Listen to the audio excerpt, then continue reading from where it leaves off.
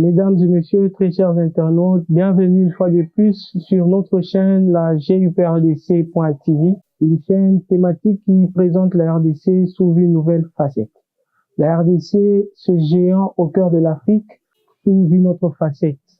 C'est notamment la facette pétrolière, vu ses immenses potentialités, notamment ses potentialités pétrolières, raison pour laquelle nous nous réveillons et nous nous mettons debout pour nous battre sur cette lancée. Raison pour laquelle nous demandons à tous nos abonnés et ceux qui nous regardent en ce moment de partager les liens et de s'abonner massivement afin que nous tous, avec le concours de tous, la synergie créée par tous, que nous puissions aider ce grand pays qui a tant besoin de nos énergies à pouvoir dépasser ce palier qui est le palier de l'émergence.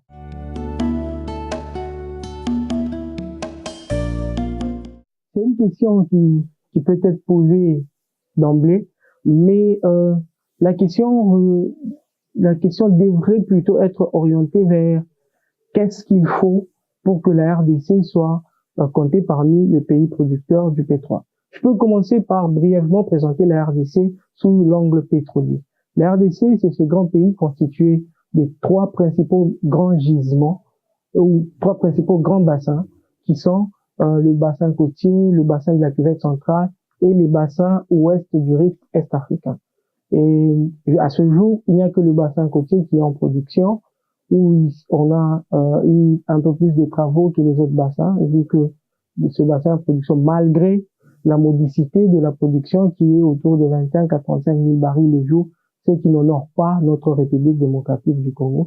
Mais si aujourd'hui, nous tous, ensemble, nous nous mettons debout, nous prenons la décision, nous réorientons nos énergies vers la recherche scientifique accrue dans tous nos différents bassins, que ce soit la cuvette centrale ou tous les bassins de la branche du rift est-africain, je suis sûr que d'ici 5 à 10 ans, on pourrait bien compter la République démocratique du Congo parmi les grands producteurs pétroliers au monde.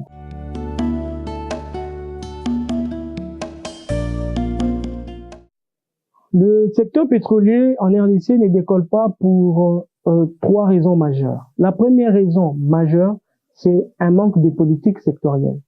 Cette politique sectorielle devait être mise en œuvre par l'homme politique congolais.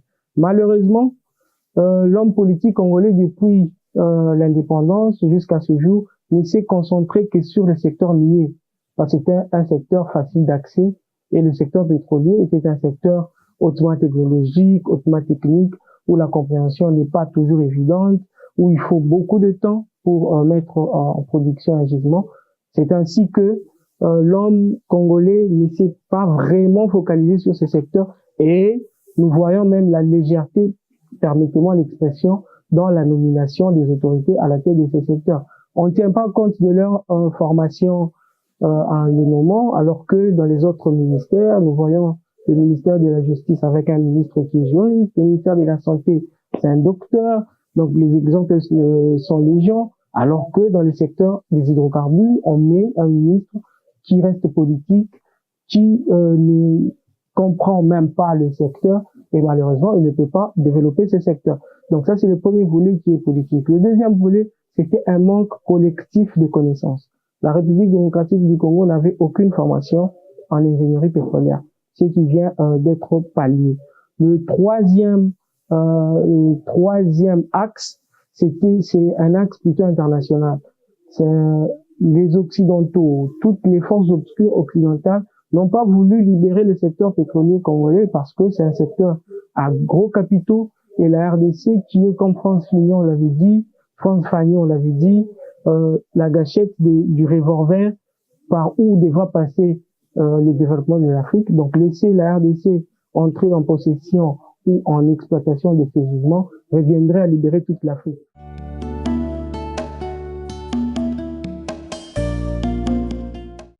Bon, aujourd'hui, nous pouvons prioriser deux des trois principaux grands bassins, ça veut dire la cuvette, le bassin de la cuvette centrale et les bassins qui se trouvent dans la branche ouest du rift est-africain, notamment quand nous prenons le Graben albertain où l'Ouganda déjà est en développement quant à son gisement.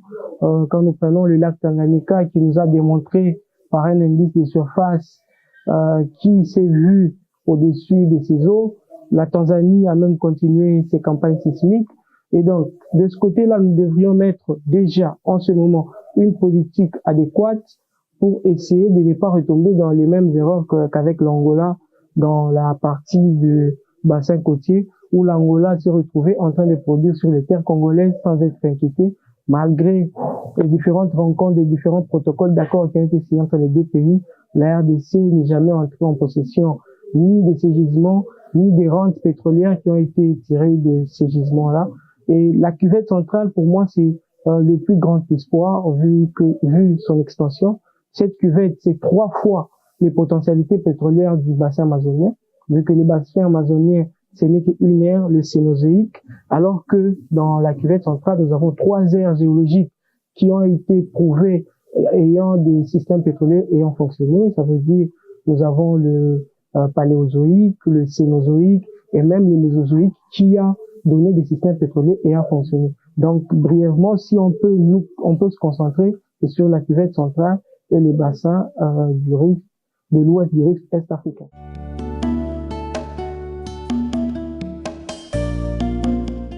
De la cuvette centrale, c'est le plus grand espoir, vu d'abord son expansion. C'est un bassin qui s'étend sur près d'1 million de kilomètres carrés.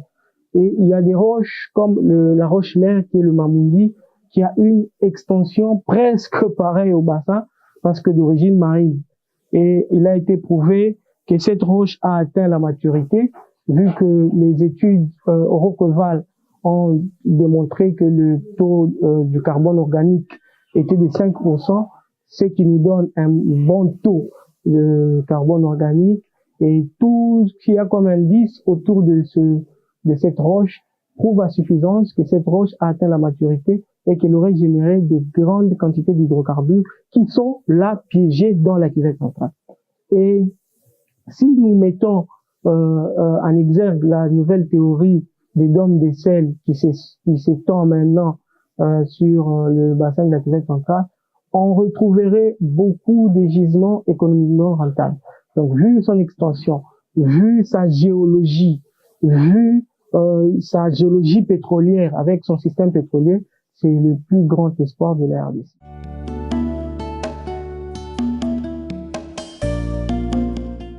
Les mesures à prendre, la première mesure phare, c'est arriver à pallier au premier problème qui est le problème du manque de connaissance du leadership politique congolais. Le politique congolais, il jette son dévolu sur les mines, comme je l'ai dit, et il n'y a pas assez de connaissances techniques dans le secteur des hydrocarbures. C'est comme ça que nous demandons au nouveau président. Nous avons de nouvelles autorités, que ce soit le chef de l'État, que ce soit notre président de l'Assemblée nationale, qui est la deuxième personnalité.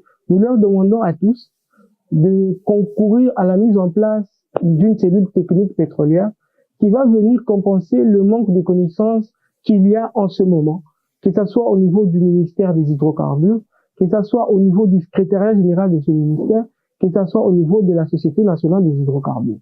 Parce que les 3 structures, jusqu'à preuve du contraire, n'ont pas mis en exergue un gisement producteur. Donc il faut mettre en place une cellule technique qui ressemblerait un peu à ce que nous avons fait dans les mines. Ça veut dire, on a mis là-bas la Promine comme cellule technique, CESCAM, Cadastre minier et autres, qui ont défini la politique à adopter dans le secteur des mines. Mais dans le secteur des hydrocarbures, nous avons ce manque-là qui peut être pallié par une cellule technique. C'est la première mesure à prendre en urgence.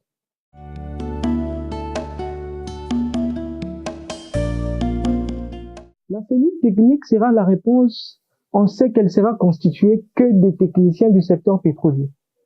Nous aurons en son sein des explorateurs, des producteurs, des ingénieurs des réservoirs, des économistes pétroliers, des juristes pétroliers.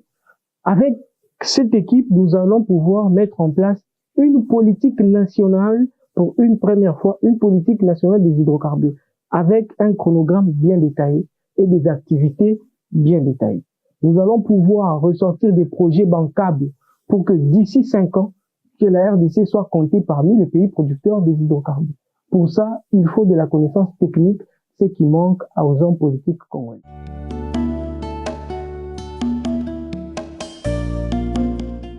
Nous recommandons déjà aux nouvelles autorités, le président de la République, en lui présentant encore une fois nos félicitations.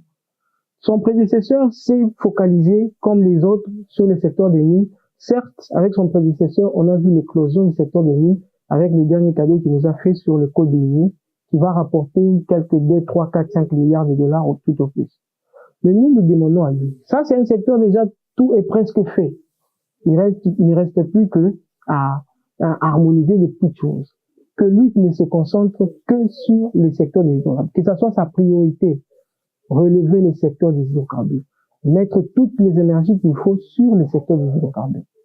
Ailleurs, nous prenons un exemple. Vous prenez le Qatar, les Émirats arabes unis, l'Arabie saoudite, la Guinée équatoriale, tous les autres pays émergents. Aujourd'hui, la première économie africaine, le Nigeria, leurs économies sont basées sur le secteur des hydrocarbures.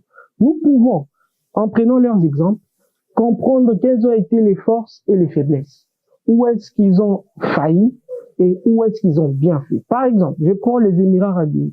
Aujourd'hui, nous tous, le tourisme, c'est vers les Émirats arabes unis, vers le Singapour, vers le Qatar.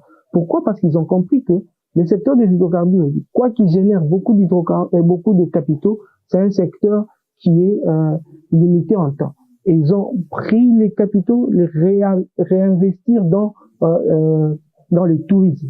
Nous pouvons en faire autant. Nous avons plus de potentialités en des secteurs économiques dans la vie économique plus que le Qatar. Parce que nous, ou plus que les Émirats arabes unis, nous avons l'agriculture. Nous avons le tourisme. Nous avons les industries manufacturières à mettre en place. Nous avons les industries technologiques à mettre en place. Mais où est-ce que nous allons tirer les capitaux? C'est comme ça que nous disons au chef de l'État. Concentrons-nous sur les hydrocarbures. Et ces capitaux-là, dès que nous aurons ces capitaux, ces gros capitaux, trichons ce que les autres ont fait, tels que les Émirats arabes unis. Investissons dans le tourisme, l'écotourisme par exemple. Investissons dans l'agriculture, investissons dans les industries. Et nous allons trouver la solution qui fera que la RDC ne reste plus dans son état de précarité actuel.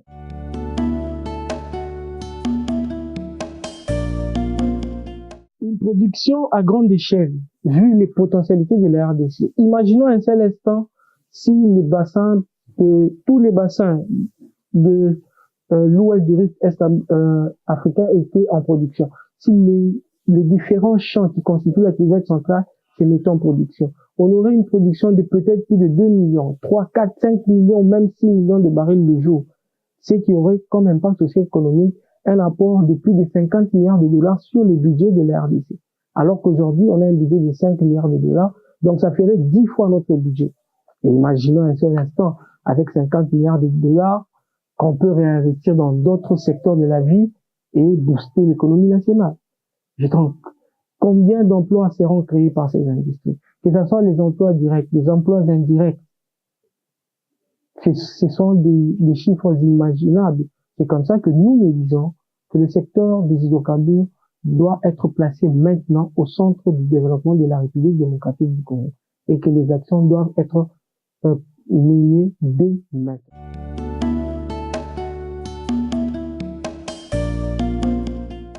L'ingénieur pétrolier congolais, déjà, c'est lui qui est au cœur de toute cette action.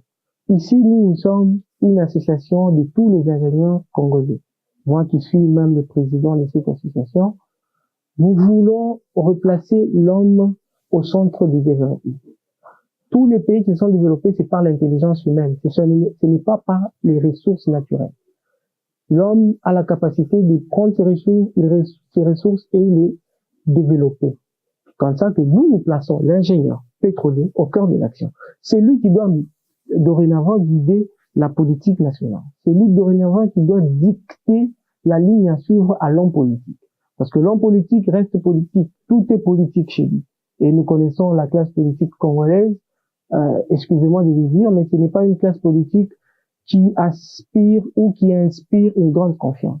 C'est comme ça que nous voulons que le secteur technique soit remis aux techniciens, que le secteur politique reste aux politiciens. Nous avons besoin d'un secteur des hydrocarbures où régneraient les ingénieurs pétroliers afin de mener à bien ce combat et que demain, ça soit une retombée nationale et une construction d'un pays plus. Merci une fois de plus pour ce temps passé avec nous, ce temps de présentation de la République démocratique du Congo sous une autre facette, la facette pétrolière. Nous présentons du mieux que nous pouvons les potentialités pétrolières de la RDC, pas pour nous amuser, mais c'est pour que l'homme congolais prenne conscience de sa grandeur et que dès cet instant, que nous créons cette synergie qui va nous permettre de hisser notre pays dans le concert des grandes nations de ce monde. Merci une fois de plus pour ce petit moment passé avec nous. Ce n'est pas du temps perdu, c'est un temps où nous partageons autour de richesses de la République démocratique du Congo, les richesses oubliées, afin de les mettre en exergue et contribuer ensemble au développement de ces grands et si beaux pays qui est la République démocratique du Congo, et que nous puissions, avec toutes nos énergies, hisser ce pays dans les firmaments des grandes nations, parce que c'est là qu'est sa place. Et pour vous, le geste à faire, c'est un petit clic pour s'abonner à notre chaîne afin de faire passer ce message, que tous les Congolais soient unis, qu'ils apprennent, qu'ils comprennent les enjeux de l'heure, afin que nous puissions construire un pays plus beau qu'avant. Je vous remercie et à bientôt.